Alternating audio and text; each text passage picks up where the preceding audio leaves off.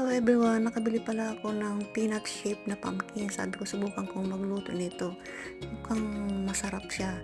Ayun. At saka may hinalo ako dyan ng powder na moringa. Bigay sa akin ng isang half Pilipina, half American. Nagpunta sa amin dati 4 months ago. Binigyan ako kasi galing daw ng Pangasinan yung sa mother niya. Dry leaves na tago ko sa fridge. Ngayon, naisipan kong ihalo sa gataan natin. Yan, nilagay ko sa kasirola. Siyempre, nandyan ang sibuyas, bawang, at siyempre may luya siya. Yan, hinalo ko na yung moringa dry leaves. Sarap naman, kaysa lutuin kang bukod. Yan. Yun, oh, yummy talaga. Yung coconut niya, talagang malapot siya, yung coconut can na yan. Kaya guys, panoorin nyo, talagang masarap siya. Ayun. Naghanda na kami para kakain. Tara na, kakain na tayo. Ang yummy yummy. Thank you for